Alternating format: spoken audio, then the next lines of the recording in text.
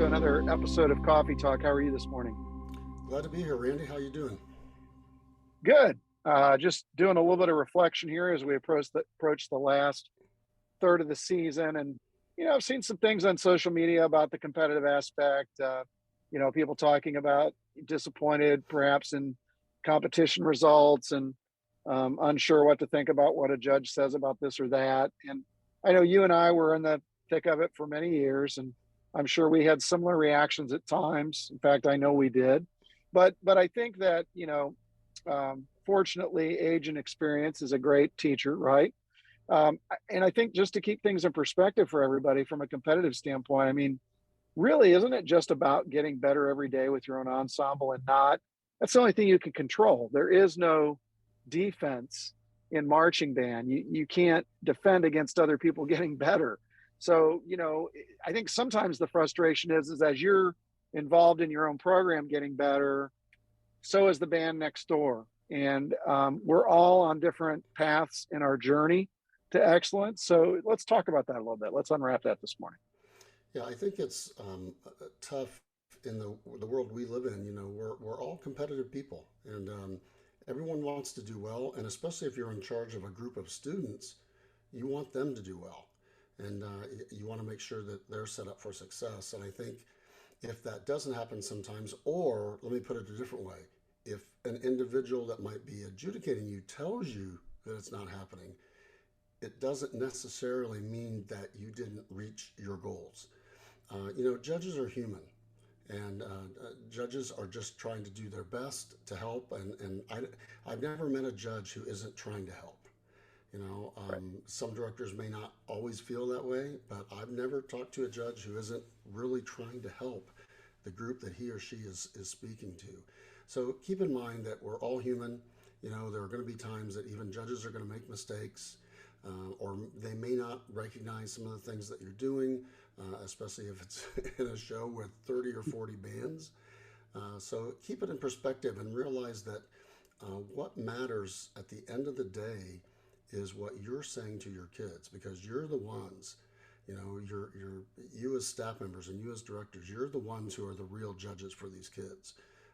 What you think and what you say will set them up to be able to handle any kind of placing, any comment that they might hear on a tape or whatever. And remember that it is just about where we start and where we finish, and it's about getting our kids to the highest level we can get them at. So after they leave our programs, they know how to achieve excellence in one way or another. And that's the win. And it took me, Randy, I'm sure you would probably agree, because I know you and I were both pretty competitive when we were doing this. It took me a long time to understand that and realize that, these kids are fragile at times. We're even fragile at times.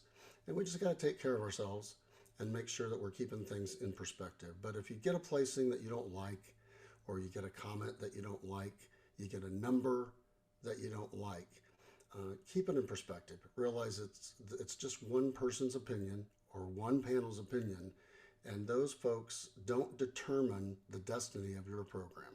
You do, and what you're doing. So keep that in mind. Don't change things for judges. Don't try to live your life in your program through judges. Do what you know is best for your kids. Make sure that they go from point A to point B, where you want them to go in the season, and that's what winning is. And we got to make sure that we teach our kids that too, so they understand that. Yes. And, what often people forget if they're going to independent circuits or invitationals and then to a state organization event or a national event, there is no there's just not a lot of relativity with regards to the number, and they get caught up in the numbers sometimes. And honestly, what I started doing the last 10 or 12 years of my teaching career was I started putting, numbers aside and thinking more about what's the impression beginning, middle, end of the show from the adjudicator. What are the comments that are being made that I can do something about, that I think are valid for where we are? Because we got to remember that we can't allow somebody from the outside to tell us something that makes us question, you know, we know the show better than anybody because we've been teaching it.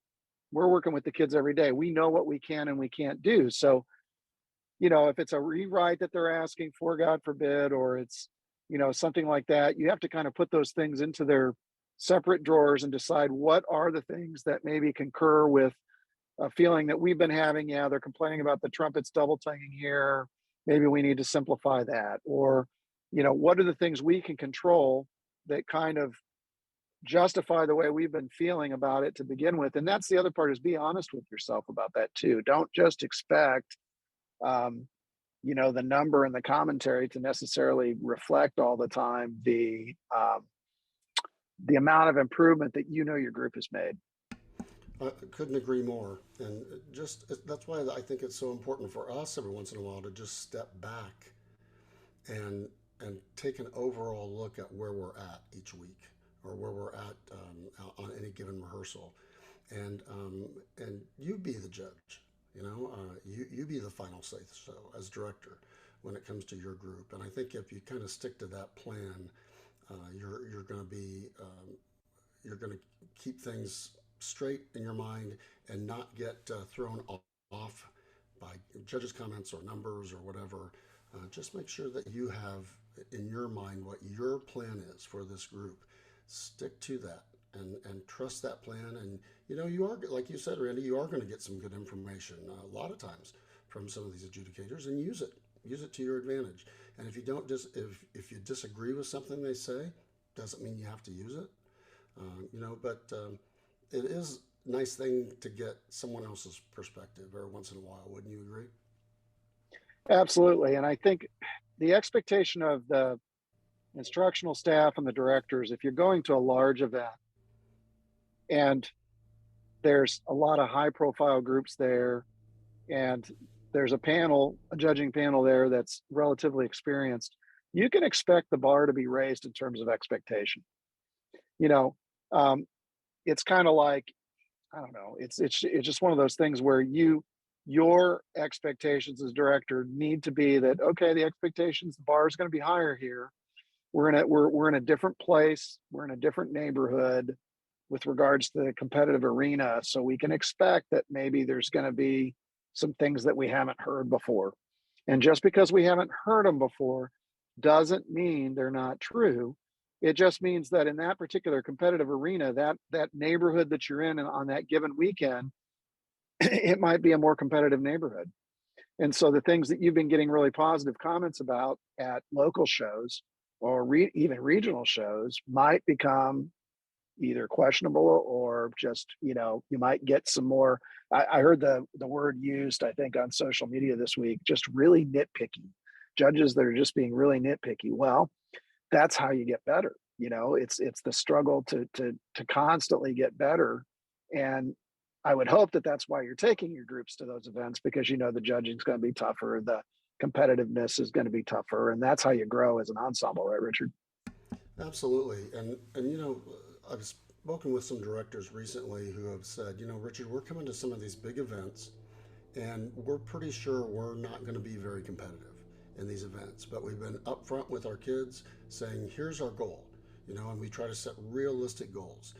It might be to get into a certain box or whatever, or it might be just to get some new experiences, in a bigger arena or against some different bands than you competed with, or to hear from a different level of adjudicators. But I know those directors are great at setting up their kids for success, even though it may not be a placing success. So we just, as we were mentioning in one of our other coffee talks, we got to make sure we're thinking about our kids and keeping the perspective there, and keeping the main thing, which is our kids, and helping them get better, helping them grow, and not getting so caught up in numbers, placings, et cetera, et cetera. Yep. So those of you who are listening, hopefully you'll keep things in perspective. You'll keep a healthy attitude. You'll keep pushing forward towards that mountain of excellence that you pursue every day. And we certainly appreciate you tuning in to another episode of Coffee Talk here on Tuesday morning. Yeah, I appreciate all you guys are doing out there at trying to get these kids to achieve excellence. It's going to pay off for them, as you know, in their lives way past the time that they leave you. So thanks for all your great work out there. Have a great week, everybody.